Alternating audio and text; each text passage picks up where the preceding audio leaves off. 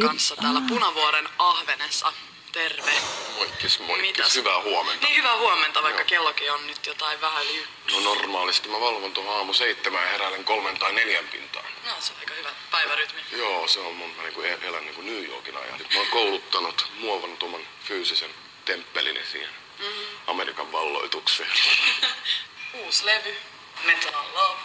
Love Metal. Anteeksi.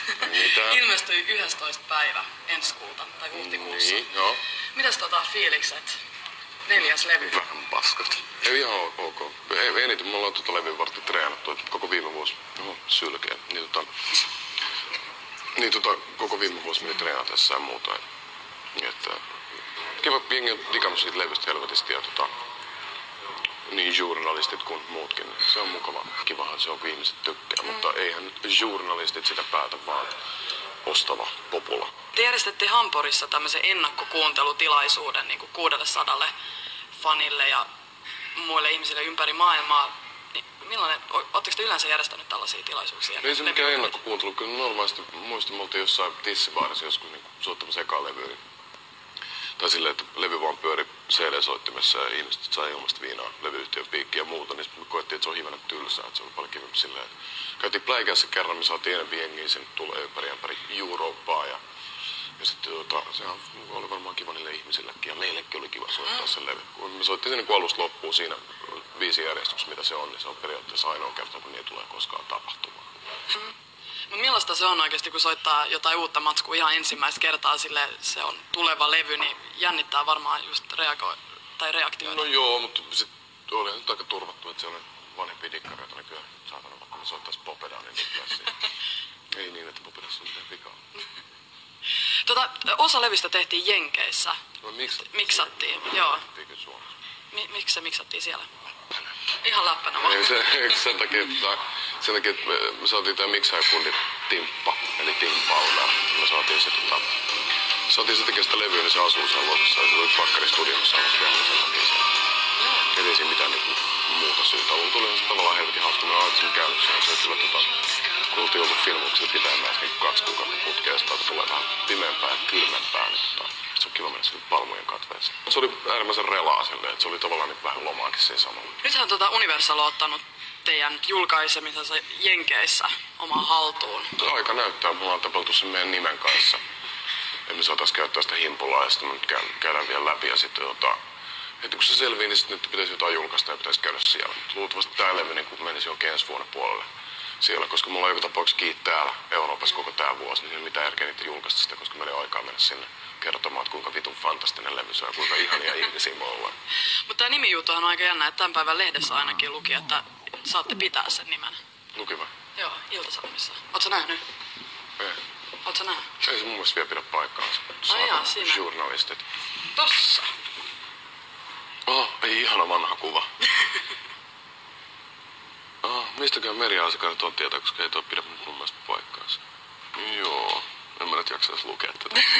Ei katsota siitä nyt. Joo, nyt ei jaksa. Mun käsittääkseni sitä mitään nimeä ei ole laittu paperia alle vielä, mutta se voi olla, että se on tapahtunut nyt, tänään tai eilen illalla tai jotain. Aivan, sun huomaamatta. Joo, mutta toivotaan parasta. Se on hyvä saada toi alta pois, kun sit se on innoittavaa katsoa peleet ton kanssa. Se on äärimmäisen skitsofrenista käyttää 2 eri nimeä. Vielä levystä, niin kerro vähän näistä biiseistä. Mitkä asiat on ollut sun päässä, kun sä oot niitä biisejä tehnyt? No, me haluttiin sille koko levylle vähän organisempaa soundia ja sit silleen, että tavallaan ei jemmattu niinku idolien influenssiin. Siellä on ihan selkeät semmosia Black Sabbath-riffejä ja ihan selkeät Zeppelin juttuja ja muita ja takas tonne autotalliin treenaa ja sit niinku pitää kivaa ja juo karhuolutta ja niinku muistelee menneitä. Niin, vähän piti sellainen aika niinku relainen se sessio ja niinku keskitty siihen musaan eikä mihinkään muu. Kaikki vaikuttaa ihan hyvältä. Se on semmoista melankolista taas se musa. Tää on semmoista niinku folk-henkeä. Semmoinen niinku Cat Stevens kohtaa jonkun Manovaarin tai jonkun tommosen. Kyllä mä oon hirveän tyytyväinen. Nyt vaan niin vähän, ne ei suorastaan jännitä, mutta kyllä nyt vähän odottaa, mitä sille levylle tapahtuu, että miten jengi siitä dikkaa ja pälä, niin pääsee taas keikalle. Vissiin lokakuussa pitäisi aloittaa Suomesta keikat. Ei, yksi kiinnostava juttu on ainakin se, että teillä on toukokuussa se Lontoon keikka ja se on jo tässä vaiheessa. No se on tavallaan kiinnostavaa, joo. Joo. niin. Et se on jo ihan loppuun myyty 6 viikkoa ennen. Joo, no, se on hyvä. Se on hyvä, niin pitääkin. Just tolleen. Toi on iso keikka tähän mennessä. Mut sehän täytyy myös muistaa, että siellä on varmaan paljon jengiä myös niin kuin Englannin ulkopuolelta. Koska tosiaan kun me ei soita mitään klubiturneita ennen syksyä, se voi, että siellä on jotain noita vanhempia dikkareita kylää. Et ei se nyt tarkoita mitään niin kuin sellaista ikään kuin Englannin pallotusta. Kiva, se on täynnä. Tolleen pitää just ollakin. Kaikkien keikkojen pitäisi vaan loppuun myyty. Se on paras touch. Soittaa sitten mieluummin pienempiä paikkoja, niin ne on loppuun myyty kuin liian isoja paikkoja, missä on ilmaa. Joku Peppersi tuo Hartwall-areenalla, kun siellä on helvetistä, vaikka se on loppuun myyty, niin helvetistä tyhjiä paikkoja, kun siellä on firmaurpoja varannut niin kokonaisia katsomaan, ja sitten se ei ole täynnä. Mitä vitun järkeä siinä? Sitten on kuitenkin helvetin nuoria, jotka sanoo päästä katsoa sen keikan. Niin tuollaiselle tilanteelle yrittää välttyä. Soitetaan niille ihmisille, jotka rikkaa sit musasta tehdä, eikä niille, jotka on nähnyt meidät lehden sivuilla ja niin kelaa, että me ollaan jotenkin viileitä. Van Margeran tekemä video, eli teidän vannoutunut fani, joka ohjasi ensimmäisen biisin siitä levyltä. Joo. Miten tämä yhteistyö alkoi? Se oli ihan vaan läppä. Tää on nyt oikeesti vaan läppä. Siis mä tapasin se niinku, no se, kun se skeittaa, niin siellä on joku skate demo show.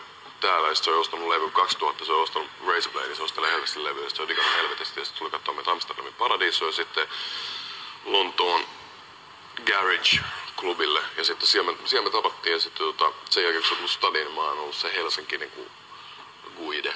Meistä tuli hyviä frendejä, sitten jossain välissä oli vaan, me oltiin jossain, ja mä muistan viime syksynä, sitten mä sanoin Bämille, että ohjaat nyt läppänä meidän video. Sitten sanoin, että mistä biisistä, ja mä sanoin, että no se mikä on sun lempibiisi, ja sitten se oli silleen okei. Me oltiin siellä Lossissa miksaa sitä levyä, niin sitten Bäm oli silleen, että hei, onko teillä 1 päivä aikaa, niin kuvataan se video siinä samalla. Sitten se tapahtui niin. Bäm varmaan tekee seuraavankin video. Et kun se on helvetin hyvä. Mä dikkasin sitten Steffen videosta kans helvetin. Steffe on vaan helvetin kiireinen, sillä on koko ajan niitä kaikkia progiksia. Ja sit Bäm on niin kova dikkari jotenkin, että se on niinku ihan fiiliksissä. Ja me kelattiin, että varmaan kuvataan se Euroopassa jossain tuossa kesällä, mutta mä en tiedä mikä biisi on seuraava sinkku. Niinku, sitä me mietitään tällä hetkellä. Bändinä niin me kelataan totta kai levyä eikä sinkkuja. Et me ei ole silleen niinku Robbie Williams-tyylinen artistilauma, että me yrittäis rakentaa 10 perfektiä radiosinkkuu, vaan tehdään niinku rockilevy. Mä dikkaan, että jos on levyssä on aina tietty syy tietyillä biisillä olla tietyssä paikkaa, että ne hengittää ja elää toistensa kanssa ja niin päin pois. Pitää toivoa, että sillä Bämillä, että sulla on nyt aikaa. Joo. Margeran Bämille. Margeran Bämi moi. Se osaa sanoa, että tässä mitäs Simo Vaatehuoneelta hei. Siinä videossa on Juliette Lewis, Joo. aivan mieletön tähti.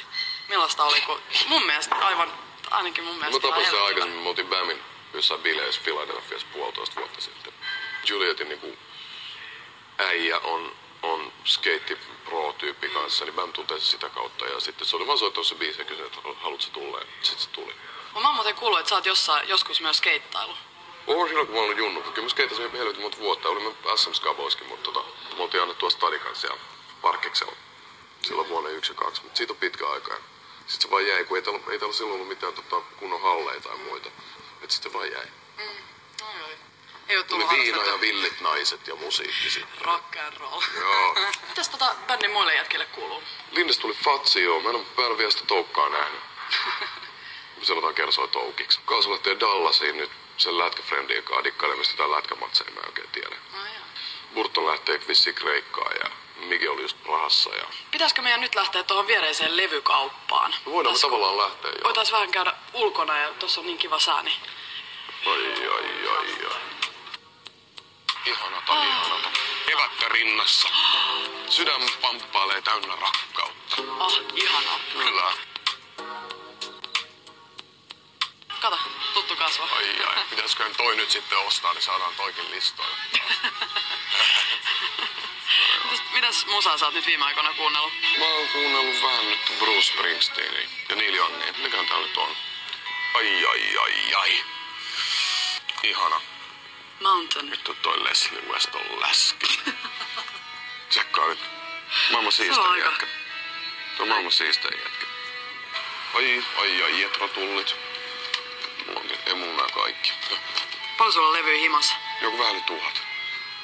On mulla aika paljon, mä ostan aika paljon levyä. Mikä on semmonen Niin? biisi? Sun elämäsi biisi? Mun elämäni biisi. No, täällä ei varmaan sitä kyllä ole. Ei löydy. Se on varmaan se Sininen uni. Joka ilta kun lamppu sammuu. Se on se. Se on ihana biisi.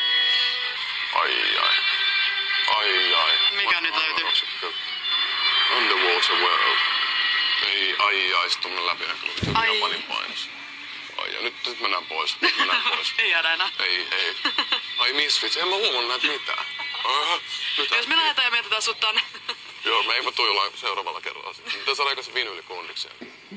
Hei, kiitoksia tosi paljon haastattelusta ja kun kerkesit tulee tämän koko rumban keskellä. Ai, tämähän oli ilo täysin minun puolella. Sä oot nyt lähes... Fantastinen pieni hetki herätä tässä kesäisessä, keväisessä ilmassa. Näin on. Nähdään myöhemmin ja mä toivon onnea teidän uuden levyn myötä. Toivotaan parasta. Paljon Kyllä se siitä. keikkoja. Joo. Näin on. Kiitos. Hei.